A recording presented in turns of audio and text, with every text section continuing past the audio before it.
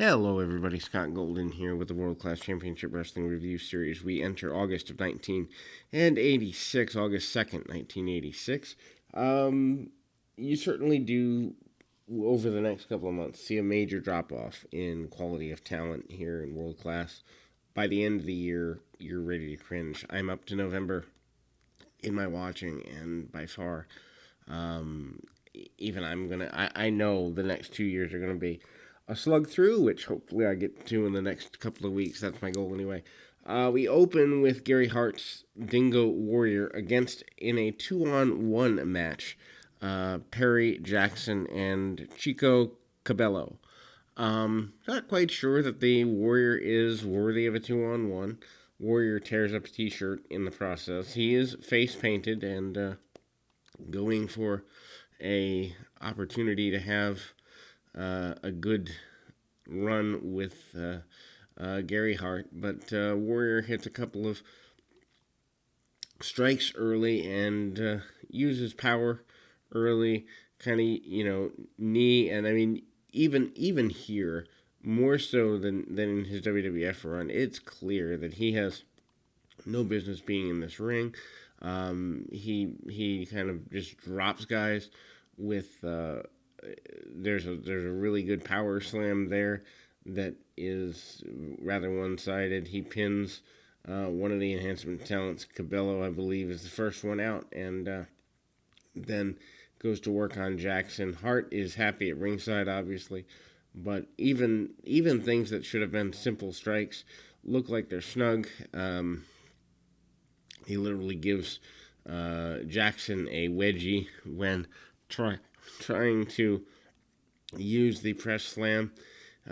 Goes from the press slam, now get this, the press slam into a reverse chinlock submission, so that's there. Then we move into a very bizarre vignette that I don't understand. Steve Simpson on a boat with a couple of girls, and he goes swimming. This is about a 2-minute vignette. The idea, he says Texas is hotter than South Africa. Not sure how true that is, but anyway, that's there. We move into a finish between Buzz Sawyer and Bart Batten for what they're calling the TV title. Not quite sure where the concept of a TV title came from. Batten fires back. He does not get all he wants out of that, and literally this is less than 60 seconds in total. Big power slam by Buzz Sawyer. If you like Dustin Rhodes' power slam, I truly believe that's where Dustin got it from. His current day power slam is Buzz Sawyer. Sawyer probably has what I would consider to be one of, if not the best power slam in the history of the sport. He's phenomenal in that regard. Then we move to our semi-main event, the Grappler versus Kevin Von Erich. Von Erich, obviously, back because Kerry is out, and I don't know if we see Kerry in November or December. I do know we don't see Kerry, except in a couple of review matches, for the remainder of 86 because of the injury to his leg and such. Leg and foot, and the amputation and everything that goes along with that. Kevin Von Erich and the Grappler, a very basic match. Grappler obviously likes to go to the mat. Grappler bails to the outside. Shoulder tackles and the like by Von Erich early, and Grappler tries to cheat wherever he can get an advantage. Obviously, that's a I don't know if I'd necessarily say a good idea, but it's an effective idea anyway. Grappler goes out to the outside, does not end well for him. Going to the outside of the ring to the top rope. Grappler is on the receiving end of a loss due to the Iron Claw. Then we go to the main event. Interesting main event. Buzz Sawyer and Matt Bourne versus Chris Adams and Steve Simpson. Simpson really getting pushed as a main guy. I believe this is kind of one of those moments where Simpson, they're trying to get him to be, I wouldn't say a replacement for Kerry Von Erich, but certainly a fill-in for the season anyway. Obviously, Chris Adams is still your WCWA heavyweight champion. Hard shots early by Simpson. Simpson manages to get things going in his direction. Big duck and a cross body, gets an almost near fall very quickly on Matt Bourne. Bourne backing up, and it's very clear that the goal is to get as much as they can out of Steve Simpson. Even the vignette is a sign of that.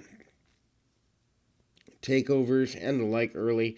And a tag off to Chris Adams. Adams not really sure where he's going, and we do see some interviews in the next several weeks where he kind of talks about that. What's next for him as champion. Buzz Sawyer goes right at him. I mean, some really, really snug forearms. But Simpson comes back in, goes to work on Sawyer. Sawyer in the ring for the majority of the match. I mean, they give them almost 15, 18 minutes here, which I think is more a sign that there's less talent in the area than anything else. Come back in, and Matt Bourne is in. Bourne is cut off by the baby faces for a couple minutes. Double axe handle to the top of the head by Simpson off a hot tag. And then we see Simpson keeping Bourne on the canvas for a couple of minutes, and Simpson goes to the outside of the ring and at the hands of the heels. Heels own the ring for several minutes, try to get every advantage they possibly can. The fans are, to their credit, solidly behind the baby faces. Buzz Sawyer tries to get an advantage with a bear hug on Simpson for 2 or 3 minutes. I mean, they literally get like 4 minutes total between the two of them. Simpson and Bourne and Sawyer out of a bear hug. Really trying to get some ring time on Simpson, trying to get him to be a guy that they could maybe build around for the future of the company. Remember, this is 1986. They don't know that in less than 2 years Fritz is going to be out. They also don't know that World Class isn't going to exist within a couple of years. I mean, it's interesting that when you look at territories, major runs run between 5 to 7 years. ECW is there in that reign. World Class under name is in that reign. Not that they don't have promotions before that, but major runs, 5 to 7 years is about where it's at. Anyway, a super kick by Adams, and the referee calls for the bell as Bourne sends Simpson over the top rope. Although the chaos continues as they close the program, couple of more minutes, and I thought the referee calls for the bell, but he actually does not. They continue to brawl as we close the program, and, then Simpson makes his way back in, continues to go to work on Sawyer, and oddly enough, Chris Adams, the babyface, uses a weapon at ringside. I think he actually uses the bell hammer as we close the program, but that's an interesting way to start August. Anyway, we will continue with more right after this.